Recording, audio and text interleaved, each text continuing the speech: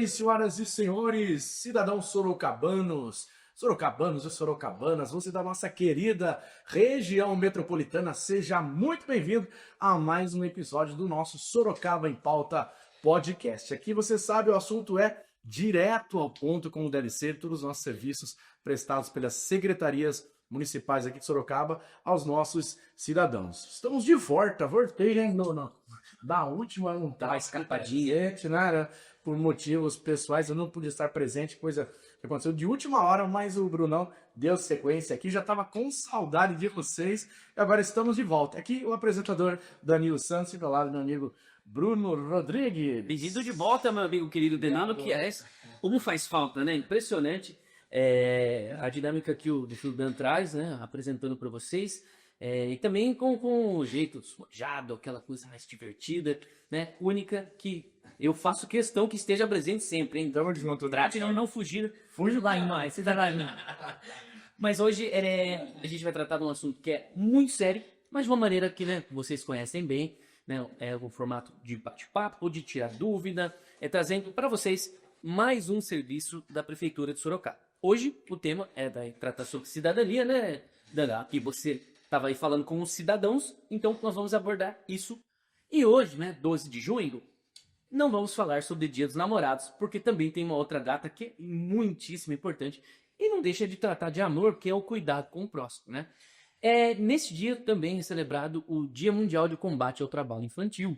E, para você que não faz ideia disso, traz muitas situações prejudiciais às crianças e adolescentes. Mas, para falar sobre isso, a gente só vai perguntar, tá? A gente vai ir comentando, mas vamos conhecer e aprender mais junto com vocês os serviços que a Prefeitura tem para trazer esse contraponto e ofertar, né, o que tem que ser ofertado para que nenhuma criança possa ser prejudicada em diversas áreas de sua vida. E hoje nós vamos receber o Eduardo Braz, ele que é chefe de seção de proteção especial da Cecílio, né, proteção social especial da Cecílio. E aí ele vai comentar um pouquinho. Primeiro, bem-vindo, Eduardo. Fala um pouquinho sobre a gente adora saber a biografia da... A gente gosta de saber com o que a gente está lidando. Exatamente. Então, fala um pouquinho sobre você, né? Quanto tempo você está na prefeitura, área de atuação, que você achar relevante contar o que você já fez e o que você está fazendo para a gente iniciar esse bate-papo. Bem-vindo. Poxa, muito obrigado pelo espaço.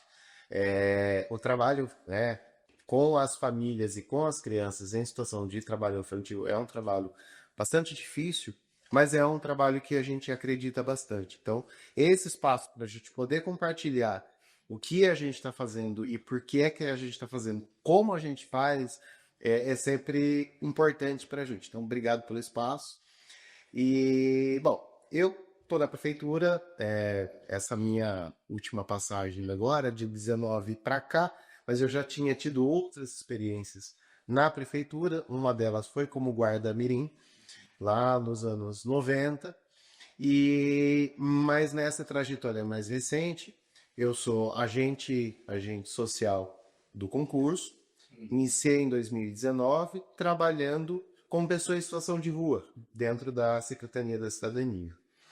Após um período curto, eu fui trabalhar como coordenador de um CRAS, né, que é o Centro de Referência da Assistência Social, lá no Parque das Laranjeiras. Território que eu já conhecia bastante, porque eu sou de lá. E o CRAS, ele trabalha sempre na perspectiva da prevenção da violação de direito. A gente trabalha com aquelas famílias que estão vulneráveis, que estão precisando de um acompanhamento, de um olhar atento das equipes técnicas para que elas possam se fortalecer e se tornar, né, essas famílias aí ambientes protetivos e de garantia desses direitos. Né?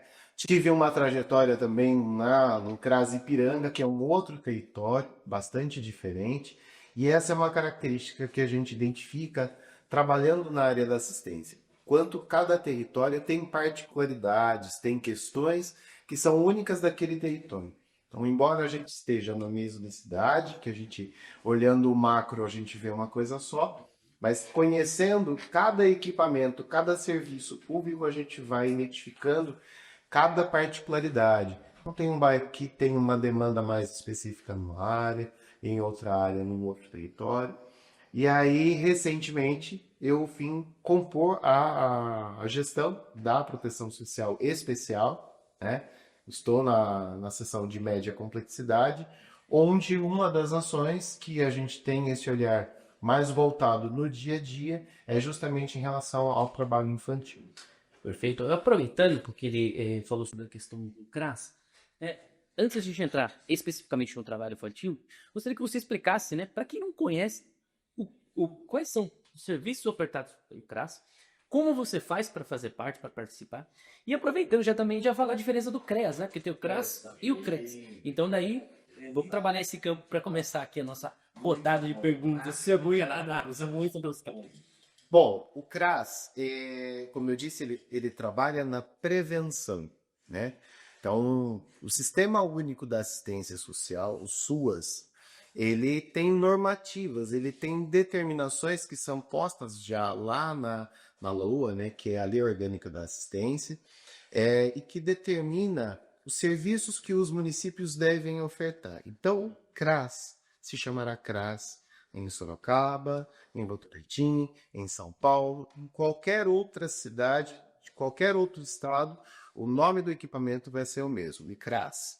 Então, é o Centro de Referência da Assistência Social, e a gente trabalha dentro dessa perspectiva na identificação, no acesso das famílias, para que a gente possa fazer o acompanhamento e fortalecer essa família que está vulnerável, para que ela possa se fortalecer, né? Uma das principais formas das famílias acessarem os CRAS é por conta do cadastro único. O cadastro único do governo federal, ele é usado para principalmente o Bolsa Família. Mas a gente usa esse mesmo cadastro para outros benefícios ou programas sociais, né?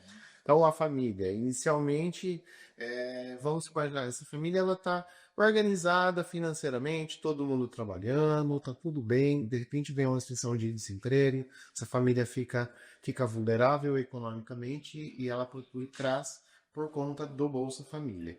Ali a gente identifica que tem crianças, que tem adolescentes e que o contraturno escolar dessa criança está ficando ocioso, ou esse pai, essa mãe precisa fazer um trabalho informal para gerar renda, não tem com quem deixar essa criança. Tá. Para isso a gente tem os serviços de convivência e fortalecimento de vínculo. Então essa criança, ela pode, ou adolescente, a gente pode identificar algum serviço que ela possa ficar no período em que ela ficaria sozinha em casa. Então, o Bolsa Família, ele é uma das formas um dos motivos que essa família vai acessar. Mas a partir desse acesso, a gente vai identificando outras situações que a gente pode trabalhar conjuntamente com essa família. Nesse período, Eduardo, que ele fica sendo acompanhado pelo CRAS, tem atividade desportiva, artística, o que tem? Cada território, por ter sua particularidade, vai ter suas demandas também. Então a gente identifica muitas vezes que há a possibilidade da gente fazer um trabalho em grupo, e esse trabalho em grupo ele está relacionado à característica daquele território. Então, se a gente pegar, por exemplo, o CRAS Habiteto, ou Ana Paula Eleutério, eles têm um grupo de jiu-jitsu, um grupo de balé, mas isso é a oferta que tem naquele território por conta das demandas daquele território e da oferta que muitas vezes um parceiro consegue ter.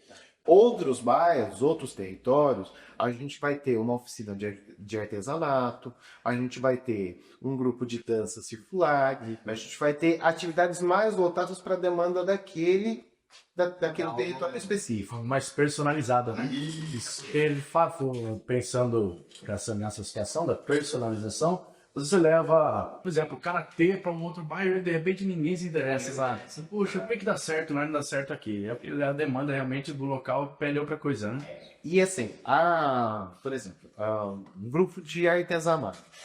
O grupo de artesanato, ele não é, o foco principal dele não vai ser o artesanato ou a geração de renda. Isso é algo que é adjacente, ele pode acontecer. Então a gente vai fazer um artesanato ali com aquela pessoa, com aquele grupo de pessoas, que ele pode, por conta própria, desenvolver uma habilidade para produzir isso numa escala maior e, eventualmente, vender e isso virar renda. O foco vai ser sempre o fortalecimento desse convívio social. Por quê? O CRAS, ele vai ter uma atuação específica e pontual, das 8 às 5, de segunda a sexta. Mas o território é vivo, o território pulsa depois que a gente vai embora. E as demandas também. Então, quando a gente fortalece aquele território, a gente cria uma rede de apoio. Então, uma pessoa que muda para Sorocaba sem conhecer ninguém, aí ela vem com um emprego estabelecido, tudo certinho. E aí, de repente, ela perde esse emprego, ela tem 2 filhos pequenos, ela não tem com quem contar. Sim. E é nesse fortalecimento do convívio social que a gente vai estabelecendo as redes de apoio, as pessoas com quem elas vão poder se... Não deixa a pessoa desamparada. Exatamente. Exato. Agora eu quero saber uma letrinha a mais e o CREAS. CREAS.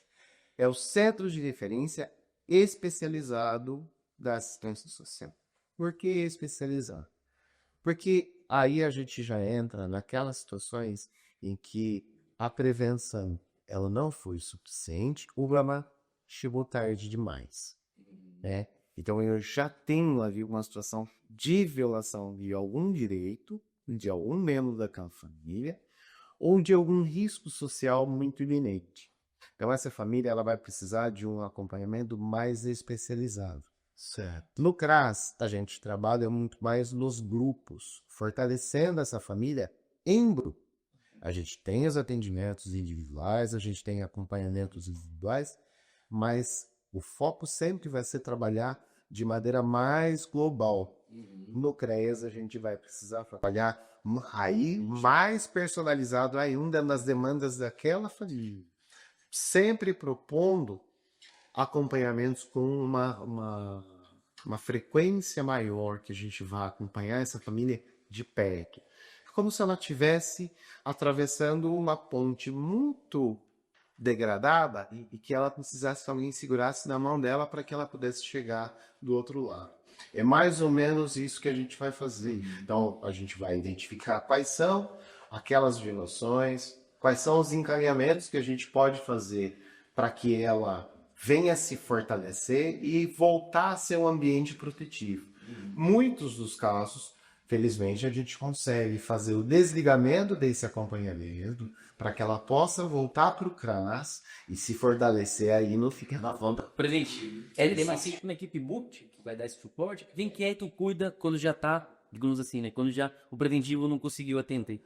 Os profissionais são os mesmos. O corpo técnico, ele também lá já na determinação de suas, ele pode ser composto por psicólogos, assistentes sociais, terapeutas ocupacionais, que são os principais cargos de nível superior técnicos, né? As formações de nível superior que a gente tem atuando nesses equipamentos.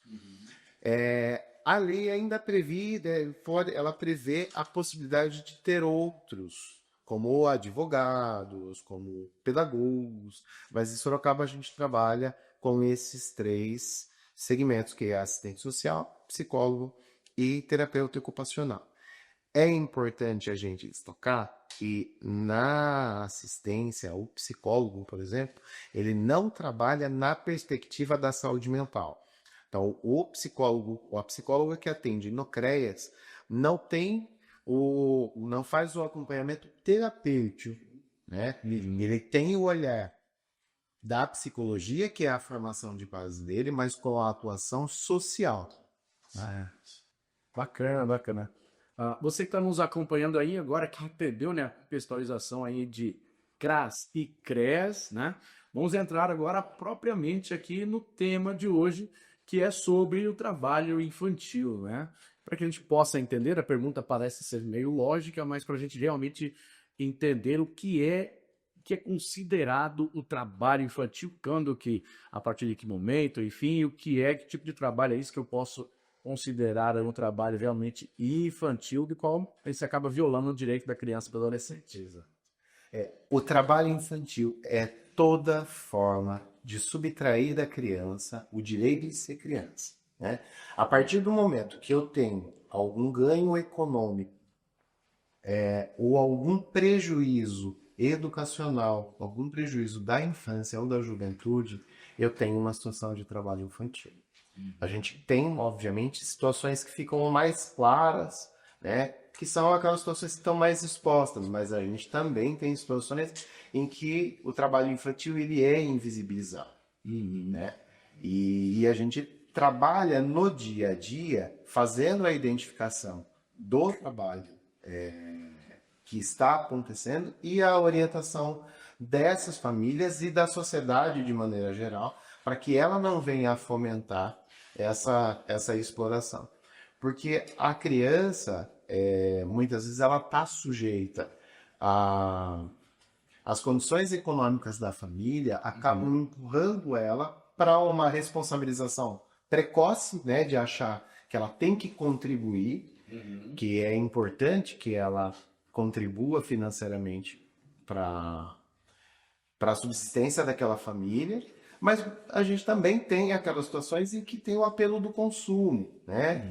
O adolescente, principalmente, muitas vezes ele quer um celular de marca, um celular mais caro, um tênis mais caro, e aí ele entende que se a família tem um orçamento restrito, se ele for trabalhar, tá tudo bem. E infelizmente, a ideia equivocada de que essa visão empreendedora, ela é positiva, mas ela traz muitos prejuízos, principalmente da questão da educação, né? A gente tem alguns estudos que mostram, inclusive, isso, que o adolescente, uma criança que passa pelo trabalho infantil, tende a ter uma escolarização menor, e em função dessa escolarização menor, acabar ao longo de toda a vida ficando sempre no subemprego, com remuneração mais baixa, não escalando para possibilidades melhores de vida. Isso porque, imagino, também chega pelo fato da criança não ter muito a noção do quanto é importante estudar. Aparentemente, para aquela idade ali, parece que estudar, entre aspas, é uma perda de tempo, né? E aí, se ele tem esse primeiro contato com o trabalho ali, e ele teve um retorno financeiro, aí essa percepção aumenta ainda mais. Poxa, aqui pelo menos eu estou ganhando. Ali o que eu vou ter? Porque eu vou ter que eu saber fazer ler, já sei escrever. Mas é aquilo que você falou, nossa, que futuramente ele vai ver sempre em subemprego, ele nunca vai conseguir um salário mais técnico, não vai poder escalar em uma empresa e assim por diante. Aí quando perceber, talvez já é um pouquinho tarde, né? Talvez voltar aí. Eu acredito que a gente sempre pode retomar o caminho. Mas aquilo que a gente perdeu, dificilmente a gente vai conquistar, né? A gente vê alguns casos notórios de pessoas de 80, 90 anos que voltaram a estudar e concluíram o ensino médio, iniciaram a faculdade, mas ao longo daquela trajetória de violação, de subemprego, de vulnerabilidade econômica, isso não vai se afastar. E é difícil quando a gente tenta emprestar para esse jovem esse olhar, porque a gente sabe, a juventude ela tá cheia de certezas, né? A certeza que eu tenho hoje. E a própria percepção de futuro, ela é muito específica. Acho que na época da pandemia a gente viu muito isso. Eu estava, na época eu trabalhava na coordenação de Casas Laranjeiras e a gente, naquele momento de tanta incerteza, a gente se cuidando, usando máscara, o tempo todo. E eu ia trabalhar e eu via as pessoas nas ruas como se nada tivesse acontecido. Então, a própria visão de futuro, de expectativa de vida mesmo, é diferente. Então, fazer esse trabalho com os adolescentes e com as famílias é um trabalho que demanda bastante vinculação, aproximação, conhecer a realidade daquela família e, na medida do possível, a gente poder fazer uma oferta que faça sentido para aquela família e que venha a suprir uma eventual vulnerabilidade econômica ali. É importante a gente. Você vê que a gente começou cronologicamente explicando, né, os equipamentos que o município tem para trabalhar esse suporte às famílias. E agora a gente está entrando na questão do trabalho infantil. A pergunta do Dana foi muito importante para a gente entender o que é considerado trabalho infantil? E de forma muito bem explicada pelo Eduardo, a gente entendeu que começou a interferir na escola, na sua carga horária da escola, ela já vai ser prejudicial. Por quê? Porque o ganho que você tem ali, do seu salarinho, da criança, ela é imediata. Mas a médio e longo prazo vai ter esse prejuízo, inclusive para o que o Danilo citou, que é você depois querer um trabalho mais adequado, né? Uma questão técnica, um sustentáculo intelectual para você poder seguir e crescer na carreira. Ao passo que você vai só vender ali o seu produtinho, o seu pipoquinho, o docinho ali, que vai ter esse ganho imediato. Mas também a gente não pode misturar as coisas, porque também, né, Eduardo, tem o ganho da ajuda doméstica que é saudável, que não vai interferir na escola. Isso não é considerado trabalho infantil, né? Que ela ajudava a mocinha ali, ajudava a mãe a preparar, fazer uma defesia. Deixa você responder, deixa eu pegar um gancho aqui. Exatamente nesse trabalho doméstico, né? A criança, a mãe fala, vai arrumar sacão, que é isso? Até você, eu vou, você vai. Isso aí não é trabalho infantil? Recadinho para meus filhos aí, tá? Não digo mais nada. Não, isso não é trabalho infantil, a menos que, infelizmente, essa mãe leve a criança para fazer uma faxina, por exemplo, e aí ela compartilha com ele ali metade das tarefas. Aí vai ser considerado trabalho infantil. Mas a educação para adultos funcionais que se responsabilizam pelo cuidado da rotina diária de uma casa, sim, não, isso é saudável e é necessário, cara, né? Então, arrumar a própria cama, retirar o lixo, né? Lavar uma loucinha, fazer os esquemas, exatamente. Olha, aqui a gente não pode é que essa criança deixe de ir para a escola, que ela deixe de brincar, que ela deixe de ser criança, para assumir integralmente os cuidados com essa rotina doméstica, né? Até a gente tem situações em que a família, naquele momento de extrema vulnerabilidade, às vezes surge a possibilidade da pessoa fazer uma faxina. E aí ela vai deixar ali uma criança de 8, 9 anos cuidando de uma criança menor de 5, 6 anos. Isso é uma situação de risco. Isso vai ser caracterizado como trabalho infantil doméstico, porque ela tem esse prejuízo que a gente mencionou antes, e tem um risco muito grande. Essa criança ela não tem condições de mensurar a necessidade dos cuidados desse irmão. Então, esse é um dos tipos de trabalho invisibilizado que a gente também tem que lutar aí para que não aconteça. Certo. Eu acho que até se a gente entrar num contexto histórico, até para as pessoas entenderem que esse trabalho que o Eduardo e a equipe faz, ele não é o nicho bergeiro, porque se a gente enxergar, né, numa questão macro, histórica, as gerações anteriores, que tinham uma relação muito ligada à área rural, né? Então é muito comum que a gente conheça pessoas mais sérias, né? Um pai, uma mãe, um tio, um avô que... eu parei na 5ª série, parei na 8ª série, quando começou a ter oportunidade até de ir para a escola, e estava ali exposta, né, a riscos do trabalho rural, que tem esse defensivo agrotóxico, para a questão da saúde, uma carga horária exaustiva, então começava cedinho ali e ia até o Dan, né, que né, teve esse contato, né, pode até reforçar isso. E aí, intelectualmente, na questão de conhecimento prático e de ensino, né, até para ler e escrever, ela acabou sendo prejudicada. Então, se não tivesse os Eduardos lá de trás, políticas públicas que viessem reduzindo isso, a gente hoje tem uma população muito mais escolarizada, né, de jovens, exatamente porque está conseguindo fazer esse trabalho de que as crianças, né, os adolescentes tenham na escola. Embora erradicação a gente sabe que tem muito, e é um combate social que tem que lidar, mas a gente percebe que esses trabalhos eles vão se fazer sofrendo uma metamorfose. Então, com esse êxodo rural, né, o pessoal que saiu do campo foi para a urbana, agora a gente tem as vendas dos semáforos e tal. E aí você tem alguns dados, entendeu? Para a gente lidar, para saber, né, o perfil desse mapeamento, quem são essas crianças e adolescentes que estão, né?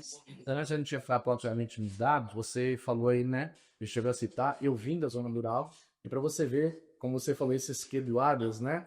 Do passado, enfim, de fato, olha a diferença. No meu tempo, como eu trabalhava quando eu morava no sítio, eu tinha um desejo de ir com meu pai para a roça.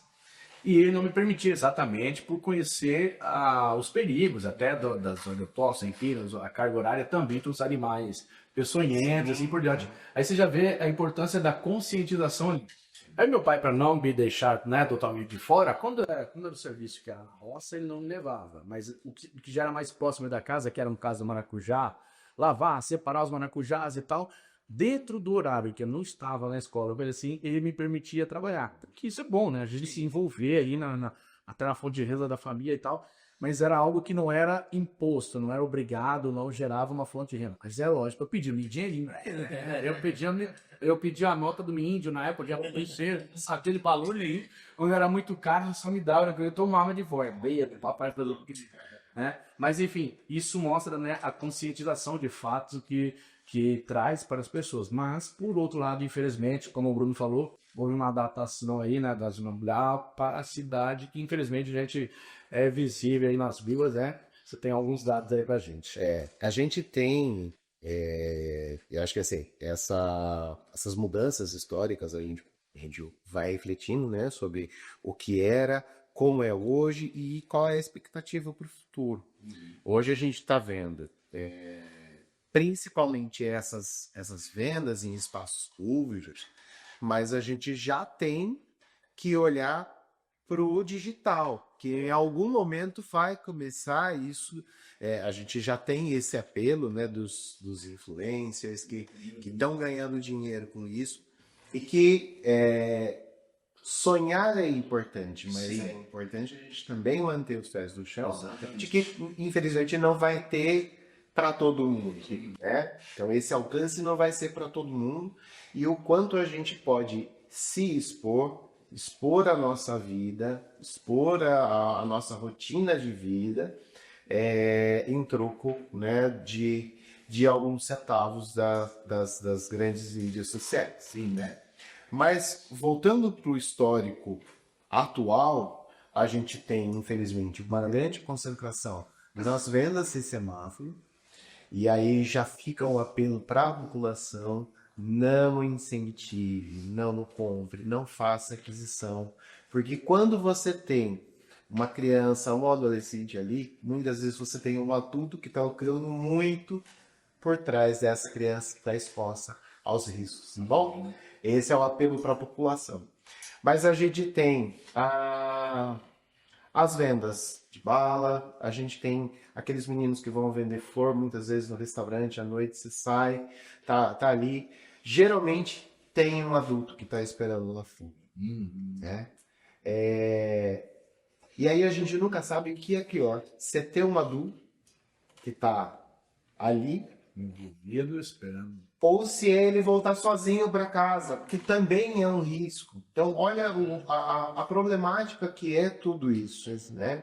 Coleta de reciclagem, né? Infelizmente, as equipes de abordagem, né, elas identificam situações em que a família sai para fazer a coleta do material reciclável e acaba levando essa criança junto. Então, quando essa família ela ainda recebeu todas as orientações, lembra que eu falei lá como está o filme do CRAS, serviço de convivência, fortalecimento de vínculo? Lá não. A criança vai para a escola, ela frequenta a escola direitinho e tal. Só que o horário que ela não está na escola, ela vem de ajudar. Bom, pai, então vamos encontrar uma atividade para essa criança fazer para suprir esse horário e que a família possa ter autonomia de trabalhar, né? A gente tem lava rápido, muitas vezes.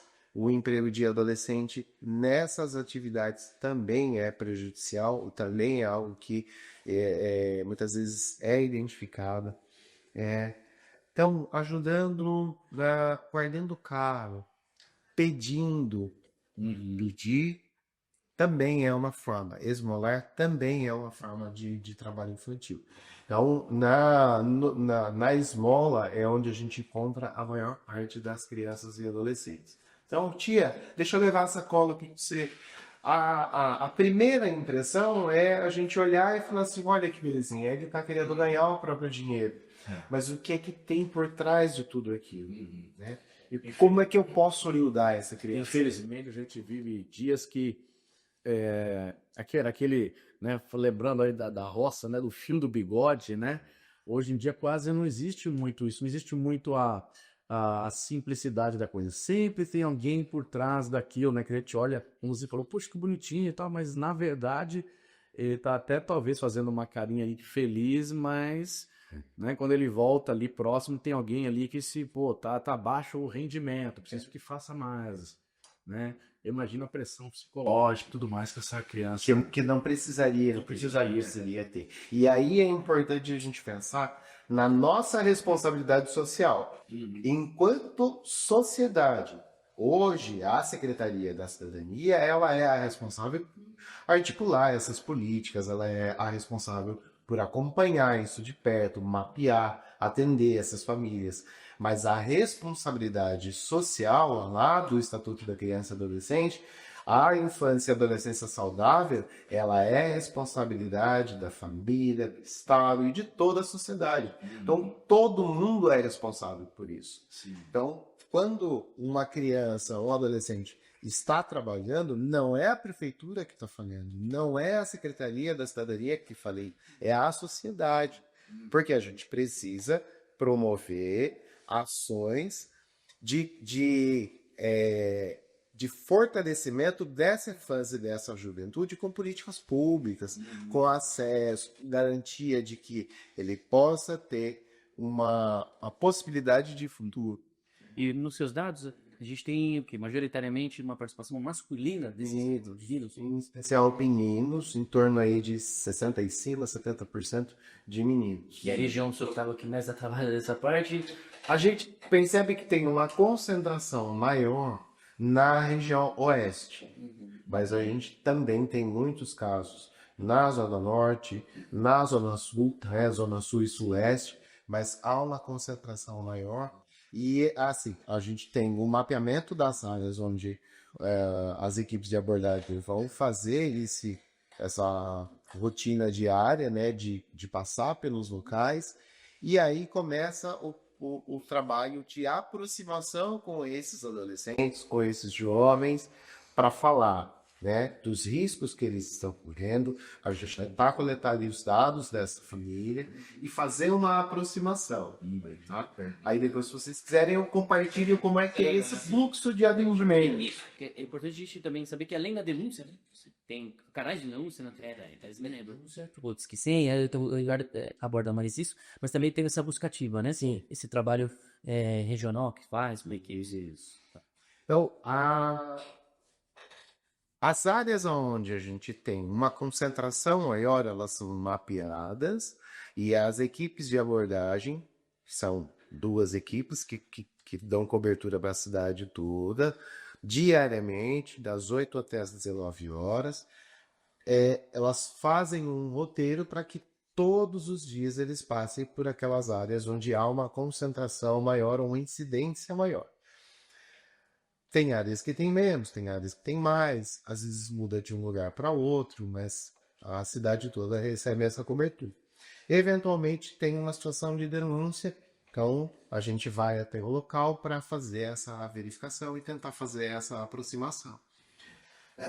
Uma vez que a gente consegue fazer essa aproximação, a gente vai chegar, vai falar sobre o trabalho da equipe de abordagem, por que a gente está ali, por que a situação é uma situação de risco para aquela criança ou para aquele adolescente, e tentar coletar esses dados.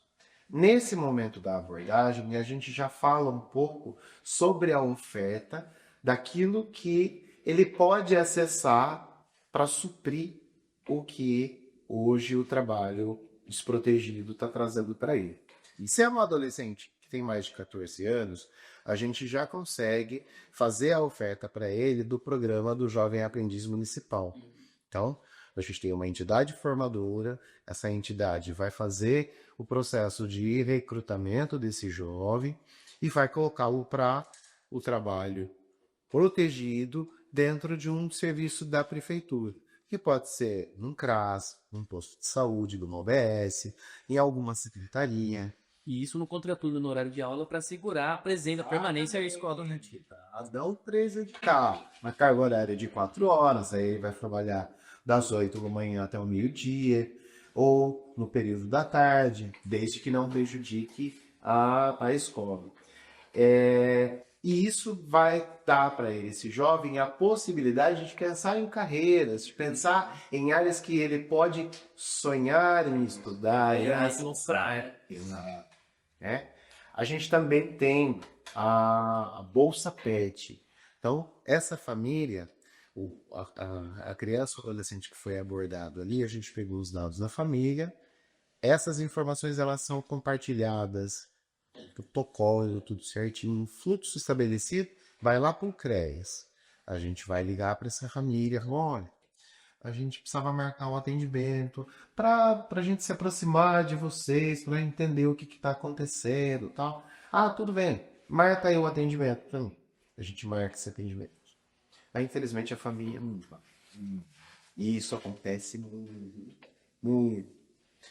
Vamos ligar de novo. Olha, a gente marcou, não conseguiu vir. Venha, que a gente precisa fazer um atendimento, entender melhor essa dinâmica da família e tal. Tá? Não foi de novo. Aí a gente vai com o carro lá na casa da pessoa. Olha, eu marquei um outro horário de você. Vamos lá para a gente entender. Tá. Foi. Chegou para atendimento. Aí a gente vai identificar quais são essas demandas todas dessa família. E aí, as orientações, tem alguns critérios, o Bolsa Pet, todas as crianças têm que estar matriculadas e frequentando a escola. Né? A gente tem hoje um facilitador, que é o programa Pede Meia do governo federal, que está fazendo com que o adolescente volte para a escola. Aquele adolescente que tinha evadido no período da pandemia, que as escolas, né, ficavam só com aula remota, agora esse adolescente está voltando para dentro das salas de aula e tem esse benefício. Então, isso já ajuda um pouco na hora da gente falar, olha, cadê a matrícula de todo mundo? Precisa todo mundo matriculado na escola. E aí a gente vai juntar essa documentação. O Conselho Municipal dos Direitos da Criança e Adolescente é quem faz esse custeio da Bolsa PET e essa família pode ter acesso a esse benefício também, que vai ajudar a complementar a renda. Então, na hora, tudo isso ali na hora da abordagem. Esse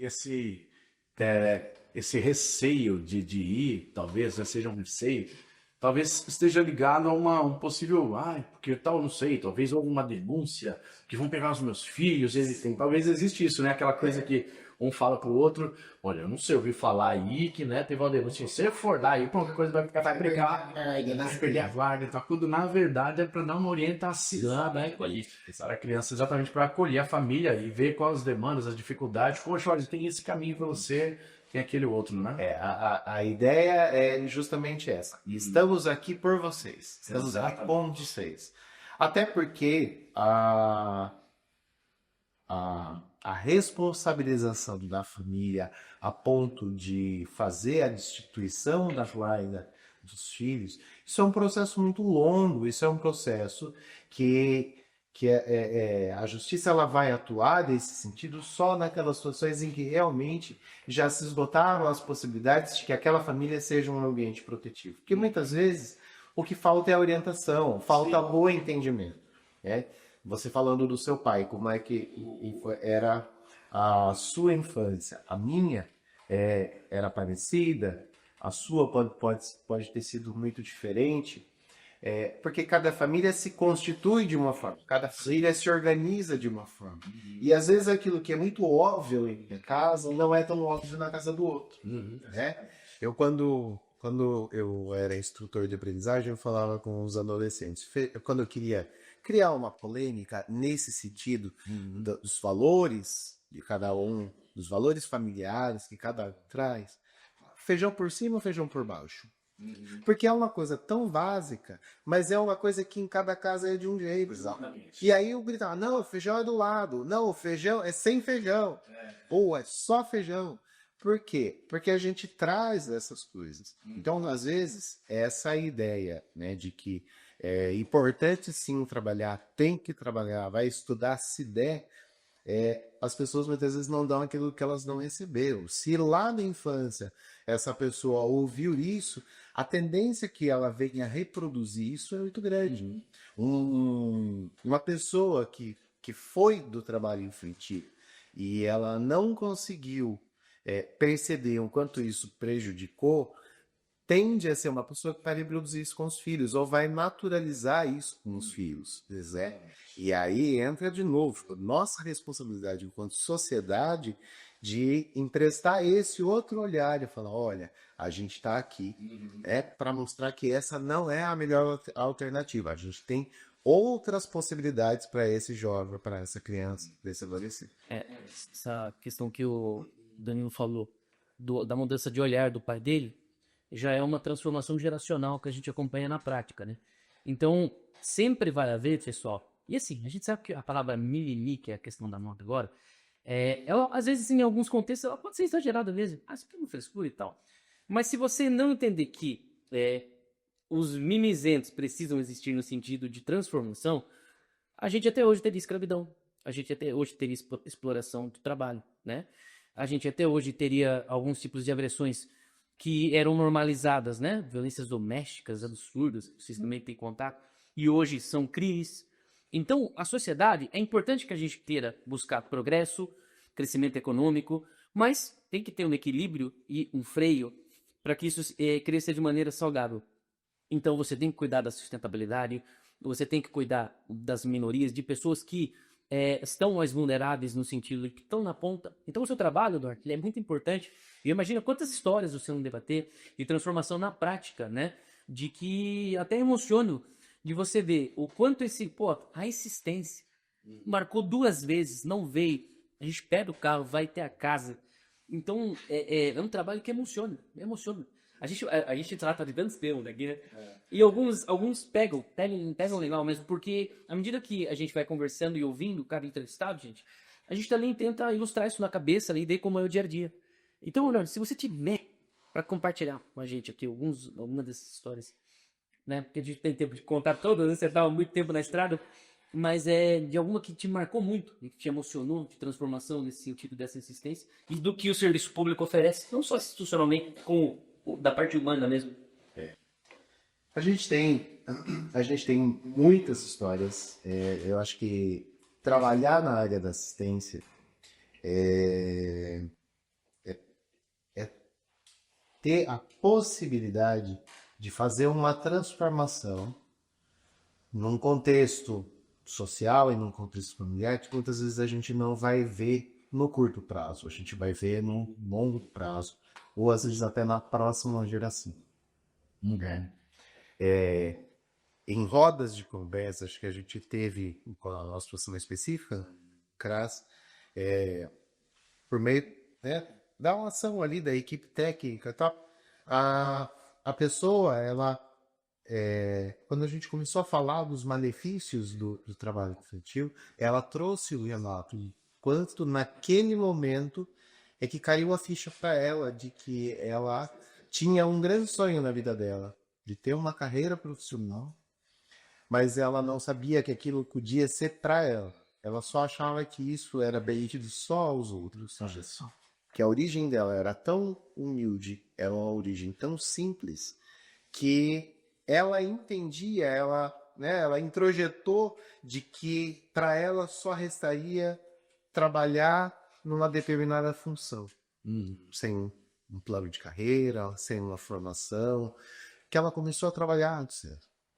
Ela começou, né, desde 10, 11 anos de idade, contribuir financeiramente com a organização da família, e ao longo do tempo ela foi sentindo que estudar não fazia sentido para ela, porque ela precisava levar dinheiro para casa. E querendo ou não, a gente entende como é que isso funciona, porque se eu trabalho ao longo de um mês, eu tenho uma recompensa, que é o meu salário.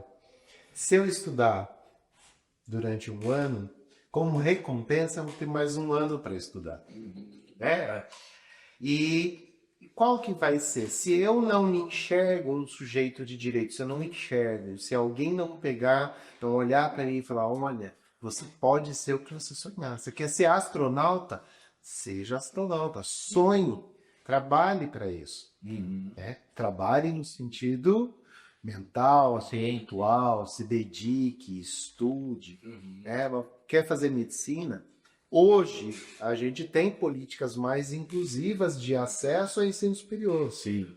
Quando eu era mais jovem, a gente não tinha essas políticas tão acessíveis que a gente tem hoje. Tem o Enem, a gente tem o SISU, o ProUni, tem Tem políticas públicas que podem garantir que uma universidade, uma pessoa, filhas de pais muito simples, que não se alfabetizaram, que não estudaram, possam sonhar em ocupar esses espaços. Mas para isso tem que ter alguém ali que fale, olha, é para você também pode.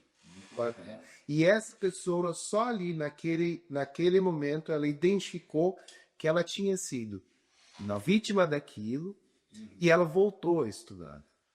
E ela se formou e hoje ela é assistente social. Então, é um trabalho que para a gente é muito recompensante. Sim, muito recompensante. Mas a gente precisa lidar com a realidade triste, que ainda é os que estão ali. E é por eles que a gente continua fazendo esse trabalho. Então, vai ligar uma, vai ligar duas, vai ligar três, vai mandar o cara lá. Não foi, a gente vai continuar insistindo para que essa família venha acessar e a gente possa fazer uma aproximação e tentar, de alguma forma, oferecer caminhos para que ela possa ter um final diferente, um final mais feliz. Muito bacana. A gente às vezes pode não escolher tudo que acontece com a gente, mas a gente pode sim escolher mudar o futuro, né? E a gente vai fazer daquilo que fizesse na gente. Exatamente. Ou eu sigo aquilo que me ensinaram, ou eu não, eu mudo a minha mentalidade e posso mudar o meu futuro, né? Ó, você que está nos acompanhando aí, que chegou até aqui e ainda não se inscreveu no canal, a gente está indo com os finalmente mais atentos. Só tá tão professor. E topzinho ali, já são inscritos no canal. Compartilha, comenta aí embaixo, tá? Se tiver alguma dúvida, sugestão também de temas que você queira que a gente fale aqui, por favor, escreve aí, porque a gente vai com muito carinho retornar para vocês aí, sem sombra de dúvida. O conselho para essa criança, esse adolescente empreendedor é estude muito, aproveite o momento, né, que ela tá, vamos dizer, brincando, brinque, faça esses momentos, mas aquele, poxa, agora eu vou estudar mais, vou me dedicar mais, porque quando chegar o dia do start, né, da pessoa, realmente ela vai estar preparada para ser esse empreendedor de sucesso, né? Não adianta a gente querer antecipar as coisas, traz mais prejuízos do que propriamente conquista, né? E esse trabalho também é muito bonito de preservação da infância, porque aquém da questão só da escola, conhecimento que você vai ter para ter esse ganho de longo prazo, as melhores lembranças que a gente tem são da infância. Então, você mantê-la preservada, né? Com a pureza da criança poder brincar. Por que eu digo pureza? Porque à medida que você vai ficando adulto, você vai ficando mais experiente, mas você vai tendo situações que vão poluindo a sua existência. E vão gerando traumas, más lembranças, situações em que você precisa escolher, né? Bifurcações as quais vão te gerando angústias. Não que na infância você não vá ter, né? A infância ela até tem bifurcações que você vai ter. A vovó vai para um canto, o papai vai para outro. E quem que você prefere ir? Pô, já dá aquela. Já causa aquele lacto na criança, né? Poxa, vou pro zoológico com a vovó, vou pro cinema com o papai. Então, tipo, já vai ter essas. Mas aí é ficção da criança. Você não tem que trazer que nem o Dani citou, né? Da pressão psicológica de bater metas, vendas, semáforo. Já para uma criança, que ela pode estar brincando, tendo o período dela de estudar, de brincar, de socializar. A questão da permanência na escola tem isso também.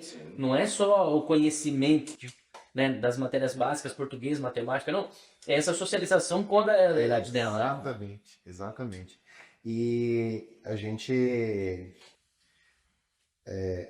trabalha também com os profissionais que fazem atendimento direto às crianças e ao adolescente, para que eles possam, naqueles momentos de interação, identificar muitas vezes uma situação de trabalho infantil. Né? Então, uma criança que chega muito cansada na escola, uma criança que começa a se queixar muito, que tem dores nas costas, dores nas pernas. Será que essa criança está fazendo alguma coisa além da capacidade física dela, né?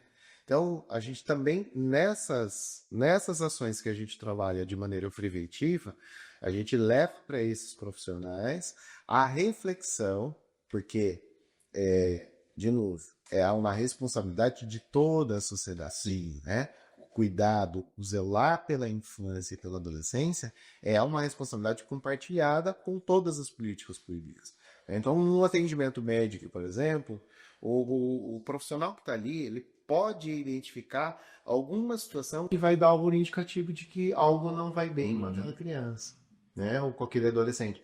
Tá dormindo menos. Aí a gente tem, tanto na situação do trabalho, como na situação do adolescente que fala boa noite e vai lá e fica jogando até de madrugada.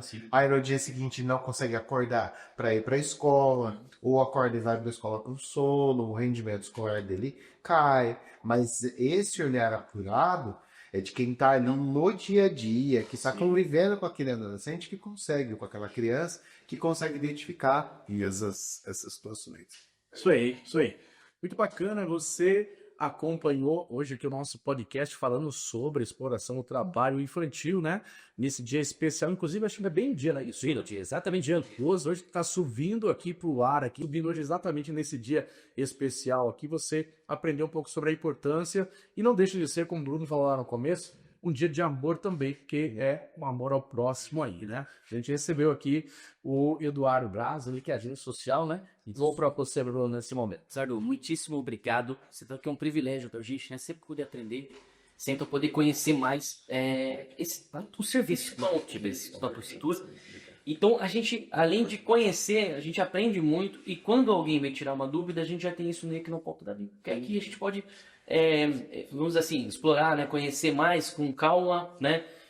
Ver o efeito que tem a curto prazo, a médio prazo, entender as transformações que vem sendo, porque se a gente fosse fazer uma entrevista aqui, né, já há 10 anos, né, fazer, na verdade, que eu fui na aposentadoria, mas certamente teríamos outros tipos de ferramentas sendo utilizadas, outros tipos de situações, demandas, né, para se lidar. Mas vou aproveitar para deixar esse espaço, né, além de agradecer a sua presença, para considerações finais, e se faltou alguma coisinha que a gente não abordou, que você acha importante, fique à vontade. Beleza, pô. Eu agradeço, né, de novo o espaço, e esse espaço realmente é um espaço muito importante.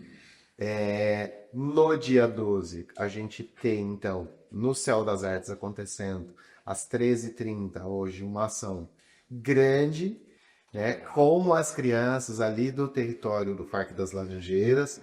A gente está levando aula de zumba, a gente vai ter pintura solidária, a gente vai ter xadrez, né, xadrez gigante, para fazer com essas crianças esse momento de interação, refletindo sobre a importância do brincar, né, a importância de ser criança, usar o tempo a nosso favor para cada coisa no seu tempo, ser criança, ser adolescente, usar, né, os espaços públicos que têm atividades acontecendo nos territórios, que a gente possa usufruir das políticas públicas que estão sendo implementadas, de cultura, de esporte, de lazer.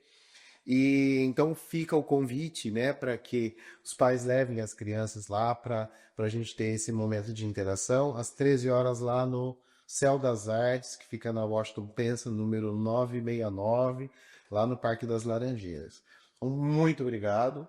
E a gente está à disposição. Sempre que quiserem falar sobre assistência, que é a nossa paixão, que é o nosso trabalho, é aquilo que nos motiva dia a dia, a gente está à disposição, pode chamar que a gente vem. Perfeito. Muito obrigado, Eduardo. Você que nos acompanhou e chegou até aqui, não se esquece de se inscrever no nosso canal, compartilhe aí com a família, para que todos fiquem sabendo daquilo que é oferecido aqui pela Prefeitura Municipal de Sorocaba. Este foi, então, mais um episódio do nosso Sorocaba em Pauta podcast. Permitindo Deus, estaremos de volta aqui. Tchau, tchau, pessoal. Até a próxima.